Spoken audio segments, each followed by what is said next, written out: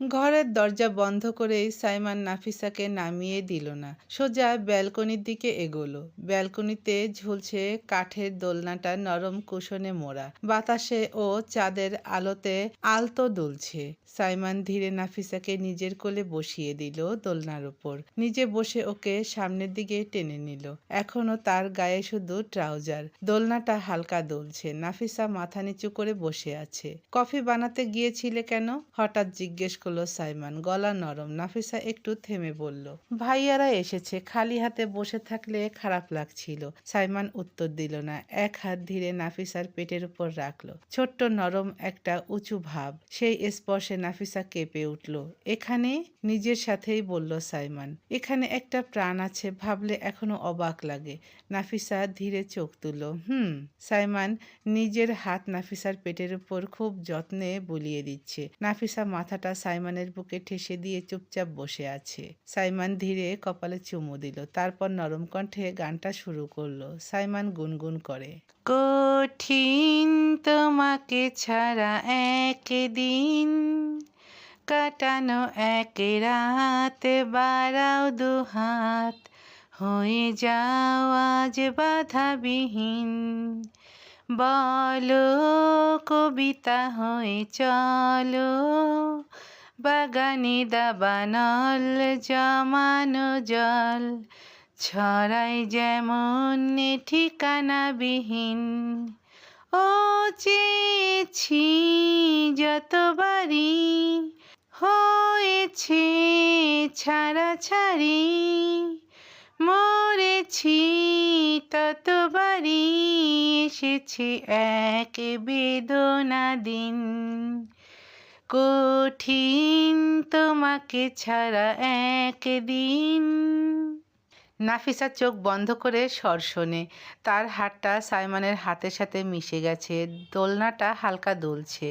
সাইমান আরেকবার মাথা নিচু করে নাফিসার কপালে চুমু দিল। তার হাতে এখনো নাফিসার পেটের কোমল বোলানো।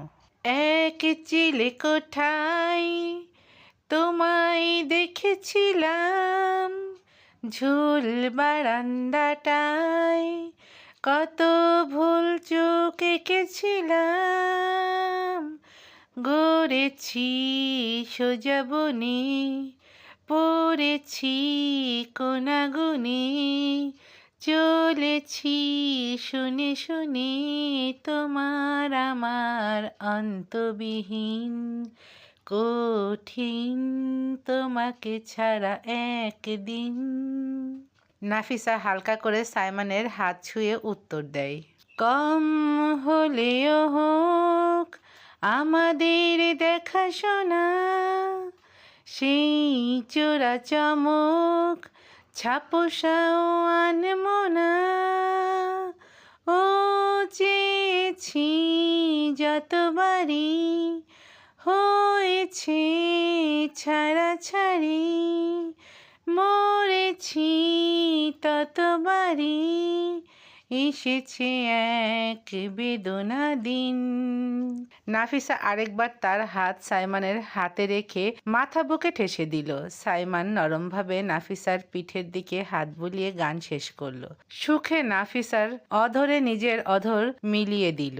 সকালের আলোটা আজ বেশ নির্লজ্জভাবেই ঘরে ঢুকে পড়েছে। জানালার ফাঁক গলে রোদের নরম রেখা বিছানার চাদরের ওপর ছড়িয়ে আছে। পর্দা নড়ছে হালকা বাতাসে। সাইমান অনেকক্ষণ পর চোখ খুলল। ঘড়িতে তাকিয়ে হালকা ভ্রু কুঁচকে গেল। বেশ বেলা হয়ে গেছে, তবু আজ কোথাও যাওয়ার তাড়া নেই। দীর্ঘদিনের ছুটি নিয়েছে সে। নাফিসা পাশে ঘুমিয়ে, ঘুমের মধ্যেও তার মুখটা শান্ত। সাইমান আলতো করে তার দিকে ঝুঁকে তাকালো। বুকের ভেতর অদ্ভুত এক শান্তি। নাফিসাও ধীরে ধীরে চোখ মেলে। প্রথমে বুঝতে পারে না সকাল না দুপুর। জানালার আলো দেখে বুঝে যায় ঘুমটা বেশ লম্বা হয়েছে। সে পাশে ফিরে সাইমানের দিকে তাকিয়ে হালকা হাসলো। কয়টা বাজে? নাফিসার গলা ঘুমু ঘুমু। সময় নিয়ে ভাবার দরকার নেই, সাইমান নরম গলায় বলল।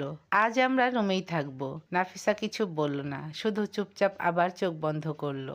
অন্যদিকে সাইফান ডাইনিং এ, গায়ে শুধু 3/4 প্যান্ট, খালি গা, এক হাতে কফির মগ, আরেক হাতে মোবাইল, সোফার উপর হেলান দিয়ে বসে আছে, কফিতে চুমুক দিতে দিতে চারপাশে তাকালো। বেশ বেলা হয়ে গেছে, খাওয়া দাওয়াও শেষ, রান্নাঘর ফাঁকা, টেবিল পরিষ্কার। রাজীব সকাল সকাল উঠে খেয়ে বাসার উদ্দেশ্যে বেরিয়ে গেছে। সেও ছুটি নিয়েছে স্যারের সাথে সাথে। পুরো বাসাটাই যেন আজ একটু ঢিলেঢালা। সাইফান গা এলিয়ে দিয়ে কফির শেষ চুমুকটা নিল।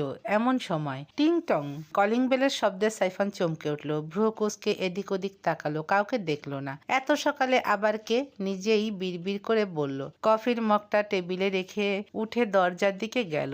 দরজার লক খুলে দরজা খোলার মুহূর্তেই একেবারে ঝাঁপিয়ে পড়ল একদল মানুষ।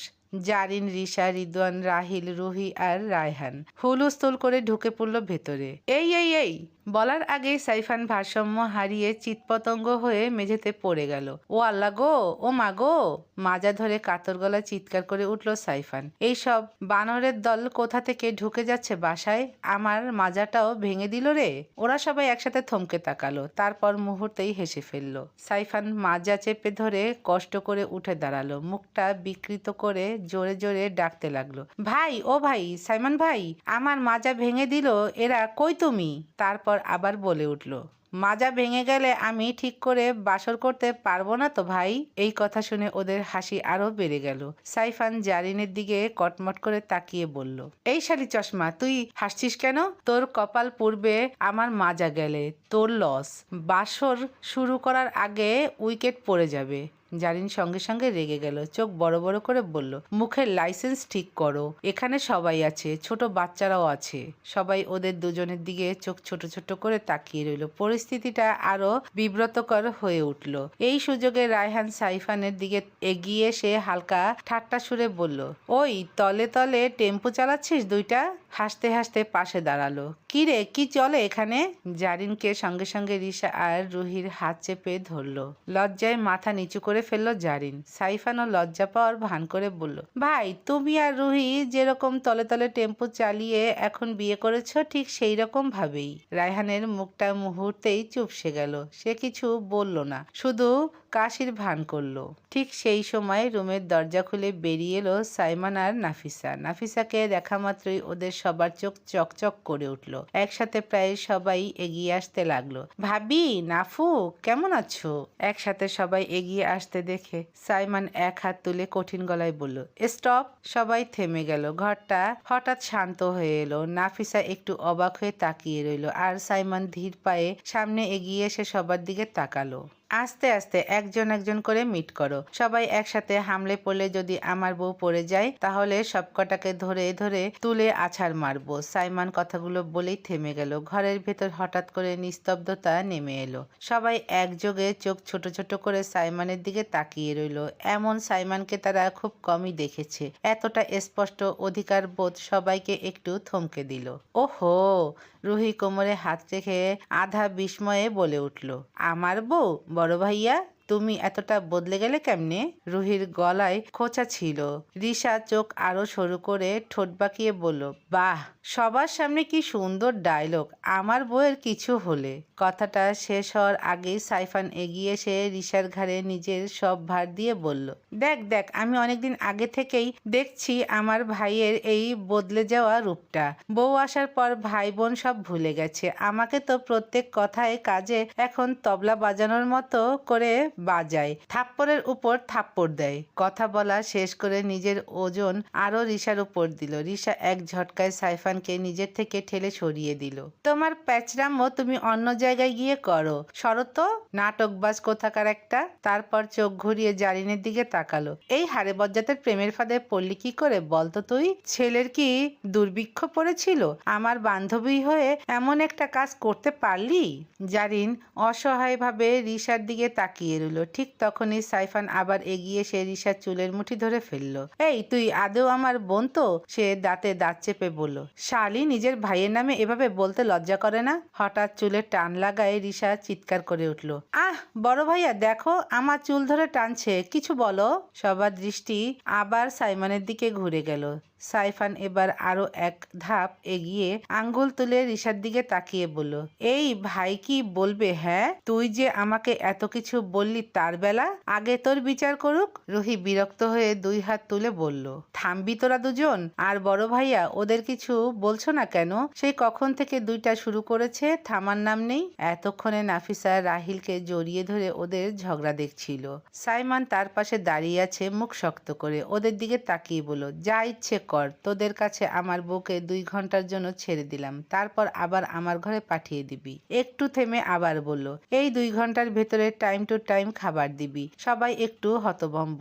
তারপর সে সোজা নাফিসার দিকে তাকালো। মিসেস সাইমান তাহের রাশিদ, কণ্ঠটা একটু নিচু, 2 ঘন্টা পর আপনাকে রুমে দেখতে চাই, তার ভেতরে টাইম স্পেন্ড করে নেন। এইটুকু বলেই আর এক মুহূর্ত দাঁড়ালো না, ঘুরে নিজের রুমের দিকে চলে গেল সাইমান। সাইমান যেতেই যেন বাঁধ ভেঙে গেল। রুহি, জারিন, রিশা একসাথে নাফিসার দিকে এগিয়ে এসে তাকে জড়িয়ে ধরলো। নাফু, নাফু রে, তুই ঠিক আছিস তো? নাফিসা হেসে ওদের জড়িয়ে ধরলো, চোখে একটু পানি চলে আসলো। কথাবার্তা বলতে বলতে সবাই মিলে রুমের দিকে চলে গেল। দরজার ভেতরে সবাই ঢুকে পড়তেই সাইফান হঠাৎ জারিনের হাত ধরে ফেললো। এই, 1 সেকেন্ড। কিছু বোঝার আগেই সে জারিনকে টেনে পাশের রুমে ঢুকিয়ে দরজা বন্ধ করে দিল। রুমটা নিস্তব্ধ, শুধু দুজনের শ্বাসের শব্দ। জারিন চোখ বড় বড় করে তাকিয়ে বলল, এই কি করছো তুমি? সাইফান দরজায় হেলান দিয়ে দাঁড়িয়ে পড়ল, গম্ভীর কণ্ঠে বলল, সবাইয়ের সামনে আমাকে অপমান করতে ভালো লাগে? জারিন প্রথমে রাগ করলো, সাইফানকে সিরিয়াস ভাবে কথা বলতে দেখে কাপা গলায় বলল, আমি কিছু বলিনি।